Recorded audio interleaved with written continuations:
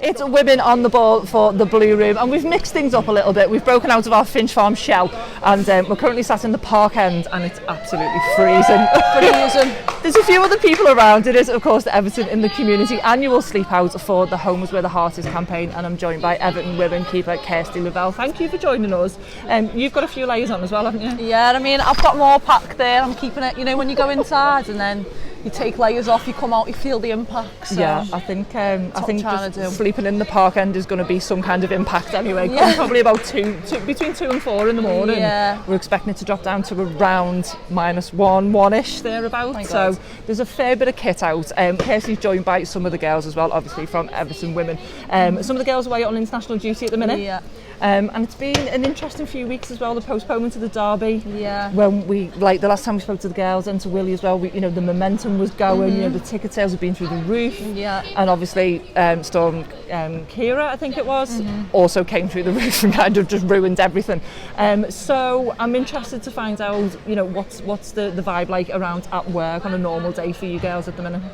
So whilst everyone's away on international duty, we're really focusing this week on our individual targets, things we want to improve. While there's less numbers, why not make the use there to get ourselves up to date with what we want to improve on? And it's more one-to-one, so I feel like in my goalie sessions it's just me and Neil, so we can just directly focus on me, and with the out players he's only focusing on like 4 of them at a time, so he's getting the detail in there. And yeah, it's fun. It's competitive as well, because we play 3v3s, play small sides at the end of each training session, and we always want to be in the winning photo at the end.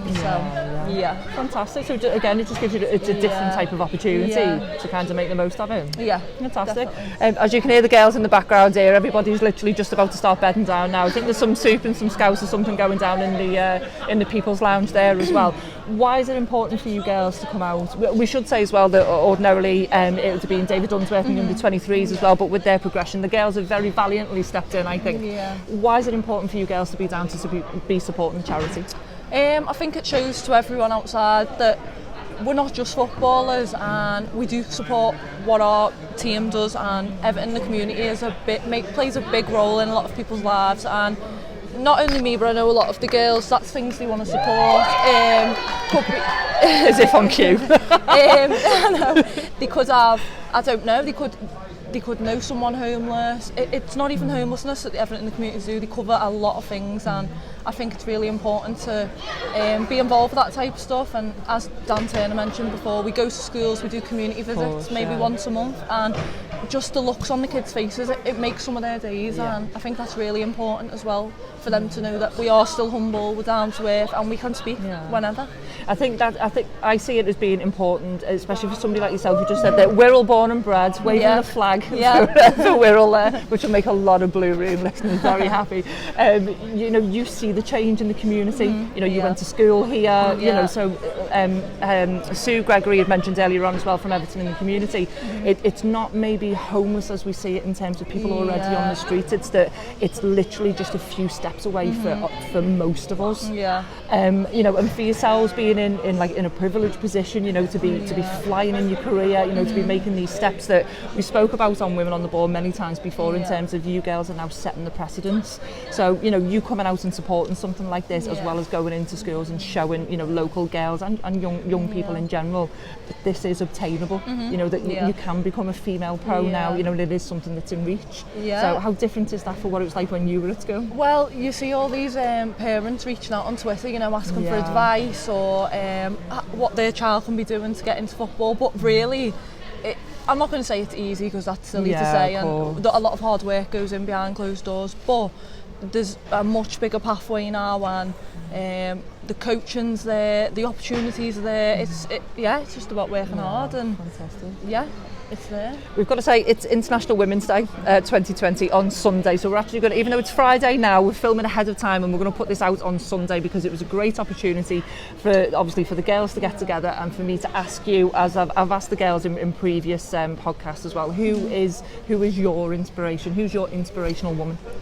I would say Hope Solo. I think I've always looked up to her, just being a goalkeeper, and I don't know, I feel like goalkeeping's a different vibe, isn't it, to out players, and it doesn't even have to be to do with football, but I just find her inspirational, and I don't know, she motivates me to want to be better, and she's always wanting to be better, so yeah, and a big name for the USA and always on the telly, so yeah. It must be amazing to have somebody, to have a female in particular, you know, to be able to look up to in your line of work as well. Absolutely, because you see these young fans and girls at our games these days now, and they're all wanting autographs or photos and putting it up. I've seen people come with like Gabby George, some girl had my name on a shirt, and I was just like taken back by it. It's amazing, like knowing that you're playing a part in their lives and you're a role model to them, and yeah, hopefully we're doing right, and it's helping. Fantastic. Now, speaking of seeing these girls in action, we're literally, what are we now? So if it's Friday now, we're a week and a half, 2 weeks away from the derby. Obviously, the new date now is Wednesday, the 25th of March, 7 o'clock. We'll be back here under the floodlights, and anybody knows going the game, that creates a bit of buzz in itself, doesn't it? So how are you feeling then ahead of the derby? What's the vibe like between the girls then? Everyone's excited and they love night games. I think most of us here would agree that a night game's our favourite. I don't know what it is, it just becomes more competitive, and really excited. Hopefully we had a sellout last time, hopefully we can bring a big crowd in again. Unfortunately it did get called off to the storm. Out of our hands. We was up for it, we was prepared, more than prepared. We're excited to take them on and get the win, really. Fantastic. How important is it to play that game here? Obviously the move to Walton Hall Park has literally just happened, you know, that's all still kind of brand new there. How much will it kind of like notch it up a little bit being at Goodison? Well, I know a lot of fans were saying to us how far Southport was, then you've seen our fan base increase when we got to Walton. So I think this is a great opportunity for even more fans to get themselves down here and see what we're about, and then they know where our home ground is, it's just down the road, so then just kind of pulled everything in a little bit. Yeah. Incredible. Well, we'll definitely be there. We'll be bringing you more as we get it from the derby.